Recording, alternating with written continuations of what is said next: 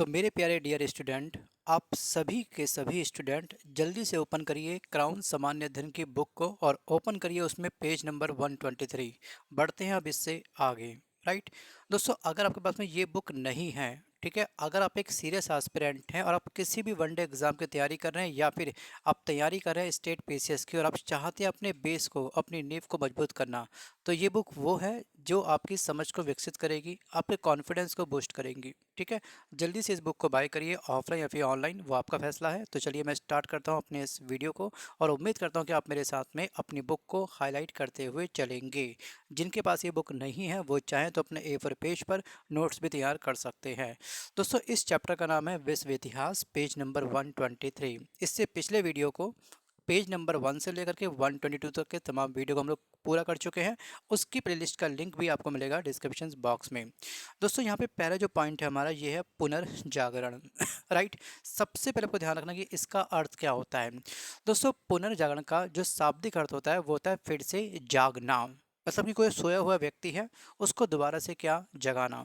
और दोस्तों, ये घटना जो घटित होती है वो होती है आपकी 14 से लेकर के 17वीं सदी के बीच यूरोप में जितनी भी एक्टिविटी हुई हैं उनको कहा गया है पुनर्जागरण। ठीक है, ये आपको फेस ध्यान रखना है दोस्तों। 14वीं से लेकर के 17वीं सदी के बीच में यूरोप के अंदर जो भी एक्टिविटी घटित हुई, चाहे वो सांस्कृतिक हो या फिर धार्मिक प्रगति को लेकर के जितने भी आंदोलन हुए हैं, वो सभी घटनाएं निहित होंगी आपके पुनर्जागरण के अंदर। ठीक है, अगर हम बात करेंगे दोस्तों इसका अर्थ क्या है, तो आप कह सकते हो पुनर्जीवित होना। इसका पहली बार दोस्तों जो प्रारंभ हुआ था वो हुआ था इटली के अंदर। ठीक है, इटली के अंदर एक नगर है जिसको कहते हैं फ्लोरेंस नगर। यहाँ पर इसका पहला बीज बोया गया था। इटली में दांते, जर्मनी में मार्टिन लूथर और सोन में सर्वेंट्स तथा इंग्लैंड में चौसर आदि विद्वानों ने पुनर्जागरण को गति प्रदान करी। जो हमारी सांस्कृतिक धरोहर, जो हमारी धार्मिक प्रगति जो थी वो काफ़ी टाइम से क्या थी, स्टॉप थी, उसको दोबारा से जीवित किया इन सभी व्यक्तियों ने।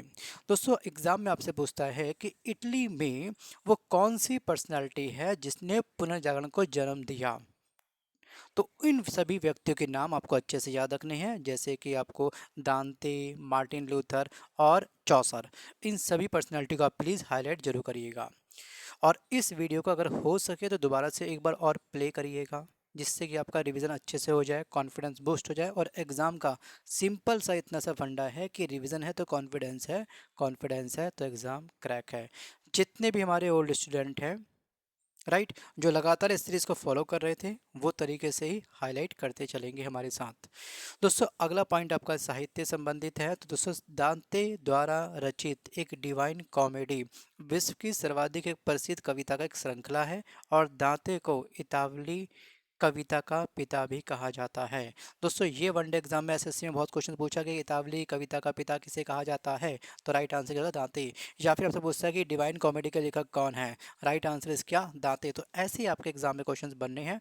नेक्स्ट पॉइंट आपका दोस्तों पेट्रॉक। ठीक है, या फिर पेट्राक, ये मानववादी के रूप में पुनर्जागरण का प्रतिनिधित्व करने वाला प्रथम व्यक्ति था, इसलिए इसे मानवता का पिता कहते हैं या फिर मानववाद का पिता कहा जाता है। ध्यान रखिएगा, इतावली कविता का पिता दांते को बोलते हैं और मानववाद का पिता कहते हैं क्या, पेट्रोक को। दोनों पर्सनैलिटी आपके लिए इंपॉर्टेंट है। इसके अलावा दोस्तों अगर हम बात करेंगे आपके सामने बोकासियो की, तो बोकासियो ने इलियड एवं ओडेसी का अनुवाद किया था और डीके मैरन नामक एक ग्रंथ की रचना करी थी। बस बस बस आपको ध्यान रखना है इसके बारे में। एसएससी सीजीएल में, यूपीपीएससी में, इनफैक्ट एमपीएसआई में ये क्वेश्चंस पूछा गया है कि डीके मैरन नामक ग्रंथ की रचना किसने करी थी। ध्यान रखिएगा, बोकासियोस। अगला दोस्तों हम बात करते हैं कि मैकियावेली ने द प्रिंस की रचना करी थी। द प्रिंस ये जो आपका साहित्य है इसका रचनाकार कौन है, इसके रचनाकार हैं आपके मैकियावेली। मूर्ति कला में आपको कुछ ज़्यादा खास नहीं पढ़ना है, एग्जाम में क्वेश्चंस कम बनते हैं। आप चाहो तो पीएचडी करने के लिए, ज्ञानवर्धन के लिए, रिटायरमेंट के बाद में जॉब ले लो, जॉब पूरी करो ईमानदारी से, फैमिली संभालो, उसके बाद जब खाली समय तो तसल्ली से एक ही लाइन को पढ़ सकते हैं। हम कर रहे हैं स्मार्ट स्टडी, एग्जाम क्रैक को करने के पॉइंट ऑफ व्यू से ये सभी वीडियो रिकॉर्ड किए जा रहे हैं। बात करते हैं चित्रकला के बारे में दोस्तों। तो 16वीं शताब्दी में इटली के महान चित्रकार जैसे कि Leonardo da Vinci, Michelangelo, Raphael और टिटान ने चित्रकला के विकास में अद्वितीय योगदान निभाया। दोस्तों इनके बारे में आपको ध्यान रखना है, ये कहाँ के किस देश के एक महान चित्रकार हैं। दोस्तों ये हैं इटली के। इसके अलावा अगर हम बात करेंगे, ध्यान रखिएगा कि इटली के जो व्यक्ति हैं जियोटो, इनको चित्रकला का जन्मदाता कहा जाता है। Father of art, father of चित्रकला किसे कहते हैं? जियोटो को कहते हैं। मोस्ट मोस्ट मोस्ट टाइम पे क्वेश्चन ये है, father of x y z, जो क्वेश्चन आपने देख रहे हैं स्टार्टिंग में जो हमने कराया हाईलाइट, तो उन सबको आप अच्छे से लिखते रहिएगा, अंडरलाइन करते रहिएगा। अगला दोस्तों पॉइंट है लास्ट सपर एवं मोनालिसा अद्वितीय है, मतलब लियोनार्डो दा विंसी के चित्रों में लास्ट सपर एवं मोनालिसा अद्वितीय है। तो ये सभी क्या इनकी पेंटिंग है। मोनालिसा पेंटिंग आपने देखी होगी, वो आखिर इतनी फेमस की है, उसको अगर आप हर एंगल से देखते हो तो हर एंगल में उस इमेज में, उस फेस में आपको अलग अलग इमोशन दिखाई देते हैं। हंसता हुआ चेहरा, सैड चेहरा और रोता हुआ चेहरा। ठीक है, जो भी भावनाओं की छवि होती है वो छवि उस एक इमेज में आपको दिखाई देगी। अगर आपके पास इमेज है तो गूगल से करिए डाउनलोड, अगर नहीं है तो डाउनलोड कर लीजिएगा, देखिएगा ध्यान से, आप मेरी बातों को अच्छे से समझ पाए होंगे, आई होप सो। दोस्तों बात करते हैं धार्मिक क्रांति के बारे में। तो मार्टिन लूथर ने बाइबल का जर्मन भाषा में अनुवाद किया था। तो वो कौन सा व्यक्ति है जिसने बाइबल का जर्मन भाषा में अनुवाद किया था? यूपीपीएससी प्रीलिम्स जीएस पेपर 1 में 2011 में ये क्वेश्चन पूछा गया था। राइट आंसर इसका मार्टिन लूथर। इसके अलावा दोस्तों आपको ध्यान रखना है कि प्रोटेस्टेंट सुधारवाद आंदोलन का जनक माना जाता है। तो सुधारवाद आंदोलन का जनक या फिर पिता, ठीक है, या फिर पितामह, ये उपाधि किस पर्सनालिटी को प्राप्त है? तो आपको ध्यान रखना है प्रोटेस्टेंट को। अब बात करते हैं वैज्ञानिक अन्वेषण के बारे में। अब बात करते हैं वैज्ञानिक अन्वेषण के बारे में। मिस्र के खगोल शास्त्री टॉलमी, ध्यान रखिएगा टॉलमी का संबंध किस देश से है? दोस्तों इनका संबंध है मिस्र से, और ये हैं बहुत ही बड़े खगोल शास्त्री। ये 3 पॉइंट आपको ध्यान रखना है। इन्होंने जियोसेंट्रिक सिद्धांत प्रतिपादित किया, जिसके अनुसार इन्होंने ये कहा था कि पृथ्वी ब्रह्मांड के केंद्र में स्थित है। जो पृथ्वी है वो ब्रह्मांड के सेंटर में स्थित है, और जो सूर्य है, चांद है, स्टार हैं, ये इसके चारों ओर परिक्रमा करते हैं। राइट, ध्यान रखिएगा पृथ्वी क्या है? ब्रह्मांड का सेंटर में स्थित है, ये स्टेबल है, इसके चारों ओर सूर्य, चांद, तारे इसके चारों ओर परिक्रमा करते हैं। वहीं पर रेसिप्रोकल वाली फॉर्मेट में 16वीं शताब्दी में पोलैंड के वैज्ञानिक है कोपरनिकस, इन्होंने ये सिद्ध किया कि पृथ्वी एक ग्रह है जो सूर्य के चारों ओर चक्कर लगाती है। राइट, तो कोपरनिकस का सिद्धांत क्या था? और यहाँ पे आपको ध्यान रखना है कि जो टॉलमी है उसका सिद्धांत क्या है, दोनों में अलग अलग मतभेद था।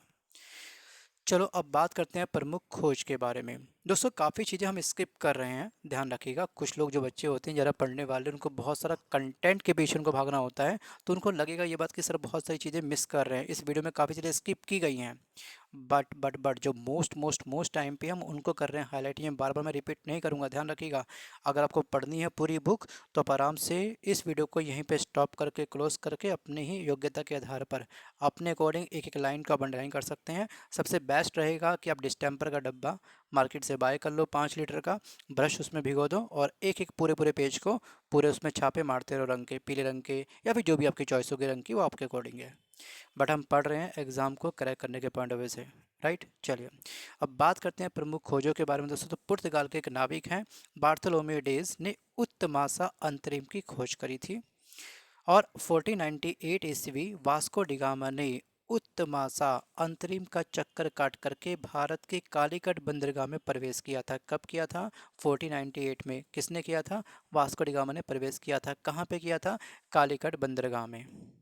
अब बात करते हैं क्रिस्टोफर कोलंबस के बारे में। मोस्ट टाइम की खोज दोस्तों ये है क्रिस्टोफर कोलंबस की। इसने 1498 ईस्वी में अमेरिका महाद्वीप की खोज करी थी। 1498 में अमेरिका महाद्वीप की खोज किसने करी थी? क्रिस्टोफर कोलंबस ने। और दोस्तों ब्राज़ील की खोज किसने करी थी? एग्जाम में बहुत कम पूछा गया है लेकिन आपको पता होना चाहिए। 1499 ईस्वी में पिजॉन में ब्राज़ील की खोज करी थी। अब हम बढ़ते हैं थोड़ा सा इससे और आगे, पेज नंबर 124 ओपन करिए। बात करते हैं अमेरिकी क्रांति के बारे में।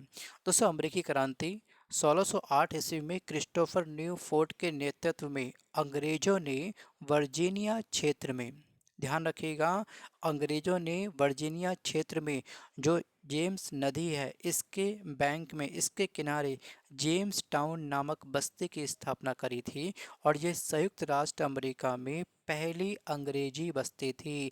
ध्यान रखिएगा, संयुक्त राष्ट्र अमेरिका में पहली स्थापित की गई अंग्रेजों के द्वारा बस्ती कहाँ पे स्थापित थी, तो ध्यान रखिएगा इस चीज़ का। ये आपका है जेम्स नदी के किनारे जेम्स टाउन नामक बस्ती की स्थापना करी थी। नदी का नाम ध्यान रखना है बस आपको यहाँ पर। अब बात करते हैं कि अमेरिका के जो मूल निवासी होते हैं उन्हें क्या बोलते हैं, तो अमेरिका में रहने वाले जो मूल निवासी होते हैं उनको बोलते हैं रेड इंडियन। क्या बोलते हैं इनको बेटा, इनको बोलते हैं रेड इंडियन। दोस्तों 4 जुलाई को अमेरिका का स्वतंत्रता दिवस के रूप में मनाया जाता है, 4 जुलाई। जॉर्ज वाशिंगटन ने क्रांति में नागरिक सेना का नेतृत्व किया था जो आगे चल करके अमेरिका के प्रथम राष्ट्रपति बने। अमेरिका के प्रथम राष्ट्रपति कौन बने, जॉर्ज वाशिंगटन। अब बात करते हैं दोस्तों, थोड़ा सा और आगे बढ़ जाते हैं। अंत में 3 सितंबर 1783 ईस्वी में पेरिस की संधि के द्वारा अमेरिका को क्या हुआ, अमेरिकी स्वतंत्रता संग्राम की समाप्ति हुई। ये कब हुआ समाप्त, 1783 में। और दोस्तों आपको ध्यान रखना है कि 1789 ईस्वी में अमेरिका को नवनिर्मित संविधान लागू हुआ। जो नया अमेरिका निर्मित हुआ था उसका संविधान कब लागू हुआ था, 1789 में। ठीक है, पेरिस की संधि के आधार पे इसके द्वारा अमेरिका को अपना फ्रीडम प्राप्त हुआ। ध्यान रखिएगा संधि का नाम, ध्यान रखिए डेट, मंथ और ईयर, ध्यान रखिए संविधान कब बना, 1789 में। अब बात करते हैं दोस्तों यहाँ पर कि जो प्रथम राष्ट्रपति हैं वो हैं जॉर्ज वाशिंगटन को बनाया गया था। ठीक है, संविधान के अनुसार मार्च 1789 में एक नई सरकार का गठन हुआ, तो कॉमन सी बात है सरकार बनेगी तो कोई ना कोई राष्ट्रपति होगा, और राष्ट्रपति थे जॉर्ज वाशिंगटन। 1861 में दासता के समर्थक और विरोधी राज्यों में गृह युद्ध हुआ और अब्राहम लिंकन ने 1 जनवरी 1863 को दास प्रथा का अंत किया। दास प्रथा का अंत किसने किया था, अब्राहम लिंकन ने। कब किया था, 1 जनवरी 1863 में। इजी क्वेश्चन है बच्चे, कोई रॉकेट साइंस नहीं है इसमें, कट टू कट आप पढ़ते चले जाएंगे, 2 बार वीडियो को वॉच करेंगे, कॉन्फिडेंस अपना बन जाएगा। जब एग्जाम में क्वेश्चन पूछा जाएगा डैम श्योर आप सही आंसर पर टिक मारेंगे ऑप्शन को देख करके, ये तो तय है। अब बात करते हैं, बेंजामिन फ्रैंकलिन ने अमेरिका फिलोसफिकल सोसाइटी की स्थापना करी थी। कहाँ पर, अमेरिकी फिलोसफिकल सोसाइटी की स्थापना किसने करी थी, बेंजामिन फ्रैंकलिन ने। अब ये था अमेरिकी क्रांति से संबंधित कुछ बेसिक फैक्ट जिसके नोट्स आपको तैयार करने हैं, बुक को हाईलाइट करना है। अगला आपकी क्रांति है फ्रांस की क्रांति। हम बात कर रहे हैं विश्व इतिहास के बारे में, ठीक है, तो इसलिए हम पहुंचते हैं विश्व के एक देश में, फ्रांस में। दोस्तों 1789 की फ्रांस की क्रांति यूरोप के इतिहास की एक बहुत ही महत्वपूर्ण घटना रही थी और 14 जुलाई 1789 में ये खूनी यहाँ पर क्या हुई, यह एक खूनी क्रांति हुई यहाँ पर, और लुई 16 को फांसी दे दी गई। और इसी दिन 14 जुलाई को फ्रांस का राष्ट्रीय दिवस मनाया जाता है। फ्रांस का राष्ट्रीय दिवस कब मनाया जाता है, 14 जुलाई को। ध्यान रखिएगा खूनी क्रांति कब हुई, 1789 में, 14 जुलाई 1789 में। ठीक है, और लुई 16 को क्या यहाँ पे फांसी दी गई थी। उसके अलावा अगर हम बात करेंगे फ्रांस की क्रांति का नारा क्या था, मोस्ट टाइम की पॉइंट है ये, स्वतंत्रता, समानता एवं बंधुत्व। ये क्या था, फ्रांस की क्रांति का नारा था। एग्जाम में डायरेक्ट क्वेश्चन पूछा गया है, स्वतंत्रता, समानता एवं बंधुत्व किस क्रांति का एक नारा था, अमेरिकी क्रांति का, फ्रांस क्रांति का, ऑप्शन सी, ऑप्शन डी, इस टाइप से ऑप्शन आपको दिया गया था, तो आपको टिक मारना है फ्रांस की क्रांति पर। सो गाइस आगे बढ़ते हैं थोड़ा सा और बात करते हैं सीधे 1799 पर।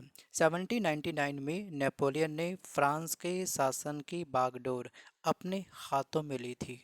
ध्यान रखिएगा, नेपोलियन ने फ्रांस का शासन अपने हाथ में कब लिया था, 1799 में, और वह 1804 में फ्रांस का सम्राट बना था। ध्यान रखिएगा कि आखिरकार नेपोलियन फ्रांस का सम्राट कब बना था, तो ये बना था 1804 में। और 1815 में, ध्यान रखिएगा 1815 में नेपोलियन वाटरलू के युद्ध में पराजित हुआ था। वाटरलू का युद्ध कब हुआ था, 1815 में। इसमें क्या हुआ था, नेपोलियन पराजित हुआ था, ये इसका रिजल्ट रहा, और 1821 में इसकी मृत्यु हो गई। अब बात करते हैं नेपोलियन कोड के बारे में।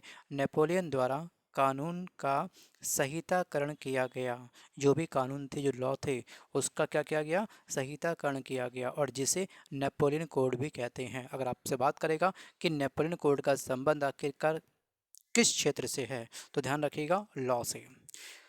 आगे बात करते हैं इटली का एकीकरण। चाहो तो आप पूरा पढ़ सकते हो वीडियो को पॉज करके, बट आपको बस ये ध्यान रखना है कि 19वीं सदी के मध्य में इटली 7 राज्यों में डिवाइड था, जिनमें से केवल एक सार्डिनिया पिंडमॉन्ट में एक इटावली राजघराने का शासन था। बस आपको ये ध्यान रखना है कि 19वीं सदी के मध्य में इटली कुल कितने राज्यों में डिवाइड था दोस्तों? ये था आपका 7 भागों में। यहाँ पे फ्रेंड आपको एक चीज़ और ध्यान रखनी है कि जो इटली ने जो फ्रीडम प्राप्त किया या फिर इटली देश का जो जन्म हुआ वो कब हुआ? 2 अप्रैल 1860 में। ठीक है, आगे हम शायद इस चीज़ को देखेंगे। यहाँ पे आप देख सकते हैं 1861 में एमनुएल द्वितीय को एकीकृत इटली का राजा घोषित किया गया। 1860 में इटली देश का जन्म हुआ। ध्यान रखिएगा रोम को संयुक्त इटली की राजधानी कब घोषित किया गया था? इसके 10 वर्ष बाद। इस बुक में आई थिंक नहीं दिया गया है ये। 1871 में। ध्यान रखिएगा रोम को संयुक्त राष्ट्र इटली की राजधानी घोषित किया गया। ये पॉइंट आपको अच्छे से ध्यान रखना है। नेक्स्ट पॉइंट हम बात करते हैं यहाँ पे जर्मनी के एकीकरण के बारे में। दोस्तों 1848 में जर्मन महासंघ के विभिन्न क्षेत्रों को जोड़ करके एक निर्वाचित संसद के द्वारा शासित राष्ट्र राज्य बनाने का प्रयास किया गया। जर्मनी के एकीकरण की घटना की शुरुआत कब से होती है? इसकी होती है 1848 से। पहला कदम इसका रखा गया और उसके बाद 1861 में पर्सा के राजा विल्हेम ने बिस्मार्क को अपना प्रधानमंत्री नियुक्त किया था। ध्यान रखिएगा बिस्मार्क को अपना प्रधानमंत्री कब नियुक्त किया गया था? 1861 में। बिस्मार्क का संबंध कहाँ से है? जर्मनी से। जर्मनी के एकीकरण में सबसे बड़ा बाधक था आपका ऑस्ट्रिया। ध्यान रखिए ऑस्ट्रेलिया अलग है, ऑस्ट्रिया अलग देश है। इन दोनों का प्लीज़ मर्ज मत करना। कुछ बच्चे जो नए एस्पिरेंट होते हैं, न्यू स्टूडेंट जो होते हैं, वो ऐसी गलती कभी कर जाते हैं। ऑस्ट्रेलिया अलग है, ऑस्ट्रेलिया अलग है। दोस्तों इसके अलावा आपको ध्यान रखना है कि 1871 में वर्साई में हुए एक समारोह में पर्सा के राजा विलियम प्रथम को जर्मनी का सम्राट घोषित किया गया था। इसके बाद आगे बढ़ते हैं। प्रथम विश्व युद्ध मोस्ट टाइम पे है। इस युद्ध का आरंभ आपको ध्यान रखना है 28 जुलाई 1914 को हुआ और ऑस्ट्रेलिया के द्वारा सर्बिया पर आक्रमण किया गया और यहीं से प्रथम युद्ध का जो बीज है वो बोया गया, वरना प्रथम विश्व युद्ध होता भी नहीं। दोस्तों मित्र राष्ट्रों में कौन कौन से देश शामिल है? तो मित्र राष्ट्रों में फ्रांस, ब्रिटेन, रूस और जापान है, जबकि धुरी राष्ट्र दूसरी तरफ जो अपोजिट साइड जो टीम खड़ी है युद्ध करने के लिए उसको बोलेंगे धुरी राष्ट्र। और इसमें आपका होगा जर्मनी, ऑस्ट्रिया, हंगरी और इटली, ये सब शामिल हैं। दोस्तों 4 अगस्त 1914 को अमेरिका के राष्ट्रपति, ध्यान रखिएगा अमेरिका के राष्ट्रपति वुड्रो विल्सन ने तटस्थता की घोषणा करी और इसके बाद 11 नवंबर 1918 को 11 नवंबर 1918 को जर्मनी हार गया, उसने सरेंडर कर दिया और 28 जून 1919 को इसके ऊपर वर्साई की संधि थोपी गई। दोस्तों वर्साई की संधि क्या थी? वर्साई की संधि में कुछ ऐसे नियम कायदे कानून लिखे हुए थे जर्मनी के को लेकर के कि आप ये नहीं कर सकते, वो नहीं कर सकते। अगर आप इस संधि को पढ़ोगे ना, आप बोलोगे ये संधि पूरी तरह से जर्मनी को हैंडीकैप करने के लिए बनाई गई थी। ठीक है, तो इस संधि को आप पढ़ेंगे थोड़ा सा कुछ टाइम के बाद में। सिंपल 28 जून 1919 के दिन में वर्साई की संधि पर इन दोनों के आपस में साइन हुए। इसकी वजह से जर्मनी को अपनी भूमि का एक बहुत बड़ा हिस्सा क्या करना पड़ा? सरेंडर करना पड़ा, हाथ धोना पड़ा। दूसरे राज्यों पर कब्जा करने की पाबंदी इस पर लगा दी कि आप कभी भी लाइफ में दूसरे देशों पर आक्रमण नहीं करोगे, आप अपनी सेना को कभी बना नहीं सकते हो, आप सेना रखने तक का आपके पास अधिकार नहीं है। अगर आपको चाहिए सेना तो आपको इतनी छोटी सी सेना देंगे कि कोई भी पड़ोसी देश आपके सामने, कोई भी आपके ऊपर कब्जा कर सकता है। ठीक है, आपको अपना उपनिवेश बना सकता है, लेकिन आप कभी भी जर्मनी देश साम्राज्यवाद देश नहीं बन सकते हो। ध्यान रखिएगा पूरी तरह से इनको हैंडीकैप कर दिया और वर्साई की संधि पर इनके ऊपर एक बहुत बड़ा अमाउंट भी थोपा गया कि भैया हमको नुकसान हुआ है तो भैया तुमको भी पैसा पे करना पड़ेगा। ठीक है, तो ध्यान रखिएगा। आई थिंक काफ़ी सारी चीज़ें हैं इसको लेकर के। ये अमाउंट चाहे दोस्तों तो आप लोग अपने इस बुक के साइड में अच्छे से लिख सकते हैं कि इसके ऊपर 5 बिलियन डॉलर का जुर्माना लगाया गया। ठीक है, इसके अलावा आपको ध्यान रखना है कि जर्मनी के ऊपर ये कहा गया कि 15 वर्षों तक आप कोई भी नई सेना का गठन नहीं करोगे, आप पूरी तरह से हमारे साथ में क्या रहोगे? हमारे कब्जे में रहोगे। और भी काफ़ी सारे प्रोटोकॉल हैं। एक्चुअली इस जर्मनी के ऊपर जो वर्साई की संधि थोपी गई थी उसमें आपके टोटल 15 क्लॉज दिए गए थे। 15 इनके ऊपर क्या थी, डिमांड इम्प्लीमेंट की गई थी जीतने वाले देशों के द्वारा। अब बात करते हैं रूस की क्रांति के बारे में दोस्तों। तो रूस की क्रांति का तत्कालीन कारण प्रथम विश्व युद्ध में उनकी पराजय थी। 7 मार्च 1917 की बालशेविक क्रांति का नेता कौन था? लेनिन था। ध्यान रखिएगा, लेनिन का संबंध कहाँ से है आपका? इसका संबंध है बालशेविक क्रांति से, ठीक है। और ये घटना कहाँ हो रही है? रूस में हो रही है। 11 मार्च को ड्यूमा को भंग कर दिया। ड्यूमा मतलब कहाँ की है? ये रूस की संसद का नाम होता है ड्यूमा। जितने भी देश होते हैं उनकी संसद को अलग से नाम दिया गया है, तो यहाँ पर जो रूस की संसद है इसको बोलते हैं क्या? ड्यूमा। और क्रांति के समय रूस की राजधानी क्या थी? 1917 की बात कर रहे हैं, उस समय इसकी राजधानी क्या थी? उसकी राजधानी थी पेट्रोगार्ड।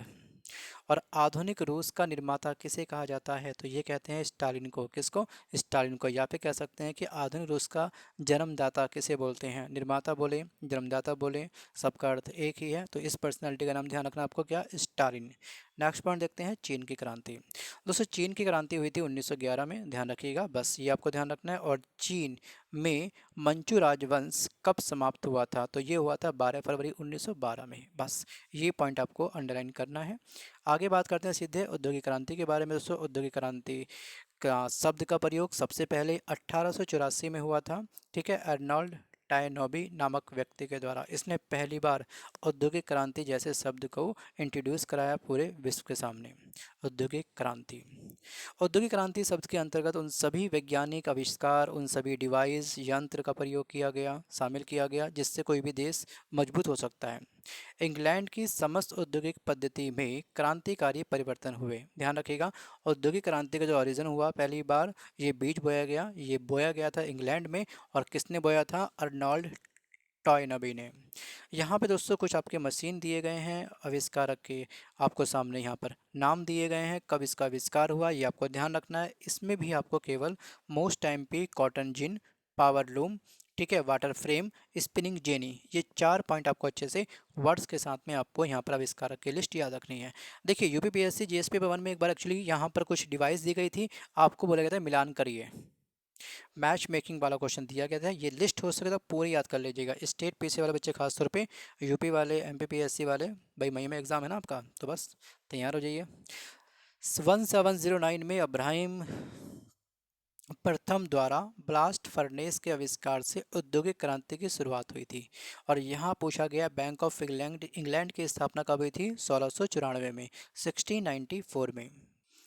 तो फ्रेंड हमारे जितने भी ओल्ड स्टूडेंट हैं अदर प्लेटफॉर्म के, ठीक है, जिन्होंने हमारी लगातार क्लास को फॉलो किया है, तो मैं रैपिड फायर रिवीजन के तहत जब हम लोग मॉक टेस्ट सॉल्व करते हैं मिलकर के, ठीक है, उसमें रैपिड फायर के तहत मैं आपसे पूछता हूँ कई बार बैंकों के बारे में। तो बैंकों से संबंधित जो भी इसकी कुंडली है, मतलब कि भारत का पहला बैंक, या फिर भारतीयों के द्वारा बनाया गया पहला बैंक कौन सा था, या फिर आरबीआई का राष्ट्रीयकरण कब हुआ था, या फिर मैं आपसे पूछता हूँ कई बार कि जो हमारा भारतीय स्टेट बैंक है इसके ओरिजिन के पीछे की कहानी क्या है, या फिर मैं आपसे पूछता हूँ कई बार कि 14 बड़े जो कमर्शियल बैंक है इसका राष्ट्रीयकरण कब हुआ था, या मैं आपसे पूछता हूँ कि 6 जो हमारे प्राइवेट बैंक है उसका राष्ट्रीयकरण कब हुआ था।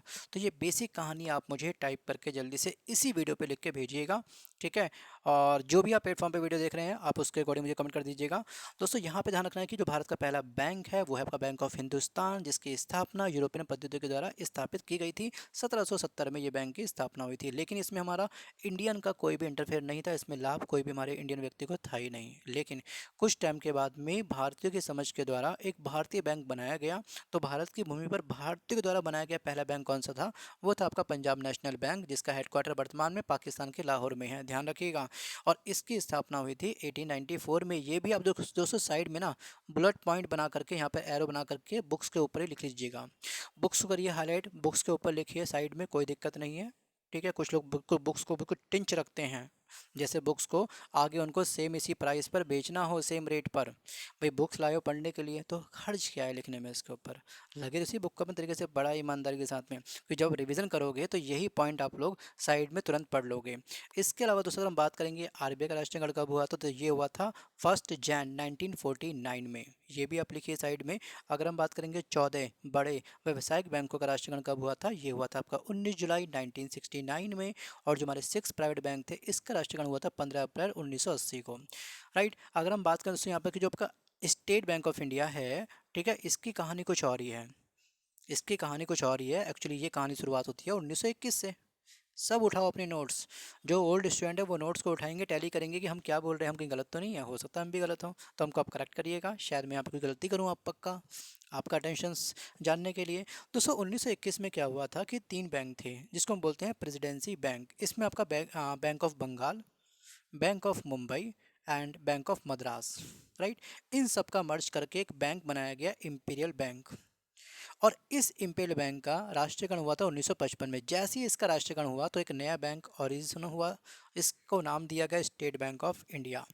तो ये थी इसकी कहानी। दोस्तों आगे बात करते हैं कि 1712 में न्यू कॉमन ने भाप से चलने वाली मशीनों का आविष्कार किया, जिसका प्रयोग जो कोयले की, जो कोयला होता है, जो कॉयल होता है, उसकी माइनिंग के लिए जब करते हैं उसकी माइनिंग, तो उसमें बहुत सारा पानी वगैरह होता है, पानी बाहर निकालने के लिए किया जाता था इसका प्रयोग।